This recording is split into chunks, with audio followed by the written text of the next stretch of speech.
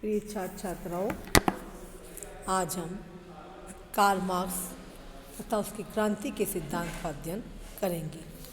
Marks सामाजिक परिवर्तन के लिए क्रांति को अपरिहार्य मानता था।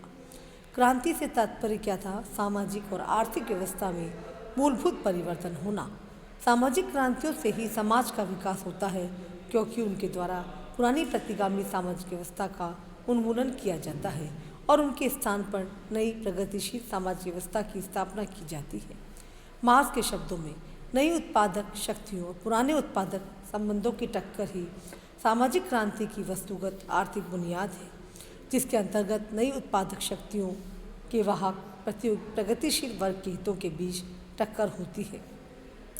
सामाजिक क्रांति इस टक्कर की उच्चतम अभिव्यक्ति और परिणति होती है। मार्क्स ने द्वंद्ववाद के आधार पर पूंजीवाद का विश्लेषण करते हुए ये मत व्यक्त किया है कि पूंजीवाद का विध्वंस अवश्यंभावी है, क्योंकि यह स्वयं ऐसे अंतर्विरोध तथा ऐसी परिस्थितियाँ उत्पन्न करता है जो इसके विनाश का कारण बनती है। उत्पादक शक्तियों तथा संबंधों के बीच अंतर्विरोध पूंजीवादी समाज में समय समय पर संकट पैदा करते रहते हैं। कम्युनिस्ट क्रांति समाज के परंपरागत संबंधों को पूरी तरह खत्म कर देती है, लेकिन साथ ही मार्क्स का यह भी मत था कि पूंजीवाद से समाजवाद में रूपांतरण शांतिमय अथवा वैधानिक साधनों से संभव नहीं होगा, क्योंकि प्रतिगामी पूंजीवादी वर्ग कभी भी स्वेच्छा से उत्पादन के साधनों पर से अपना स्वामित्व नहीं छोड़ेगा। इसलिए इस उद्देश्य की प्राप्ति के लिए क्रांति के हिंसापूर्ण साधनों का प्रयोग करना पड़ेगा। मार्क्स के शब्दों में नए समाज रूपी शिशु को गर्भ में धारण करने वाली हर पुरातन व्यवस्था के लिए शक्ति एक दायी है। मार्क्स कई कारणों से क्रांति को अपरिहार्य समझता था, अर्थात उसका द्वंद्वात्मक भौतिकवादी सिद्धांत क्रांति की अनिवार्यता प्रतिपादित करता है। इसके अनुसार संसार में समस्त परिवर्तन अंतर्विरोध के अनुसार स्वयं होते हैं।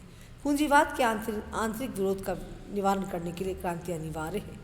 दूसरा, 1848-1851 के अनुभव ने मार्क्स को ये दर्शाया है कि पूंजीपतियों के संगठित विरोध का सामना श्रमजीवी केवल शक्ति के प्रयोग से ही कर सकते हैं।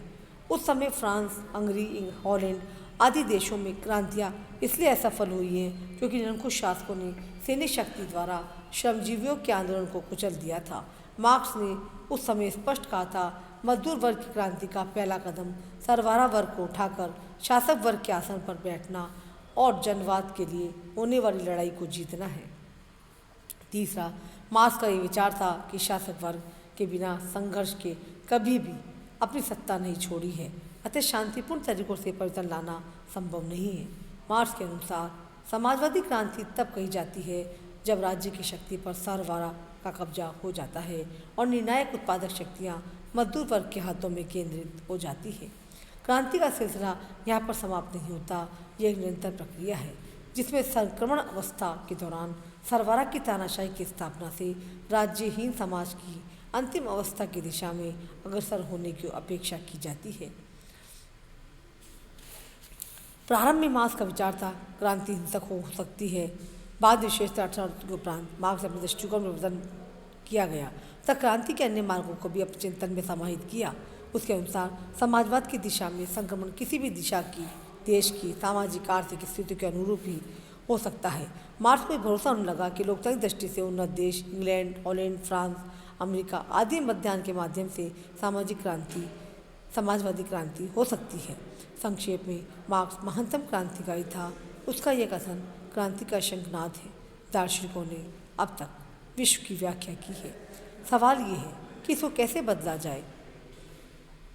17 मार्च 1883 को मार्क्स की कब्र के एक और खड़े होकर उसके एक मित्र एंगल्स ने श्रद्धांजलि अर्पित करते हुए कहा था, सब बातों से ऊपर मार्क्स एक क्रांतिकारी था। उसके जीवन का वास्तविक ध्येय किसी न किसी तरह से पूंजीवादी समाज को और उसके द्वारा अस्तित्व में लाई गई राज्य की संस्थाओं को उखाड़ फेंकना है, जिससे आधुनिक सरवारा की अत्वाधीनता में योगदान दिया जा सके।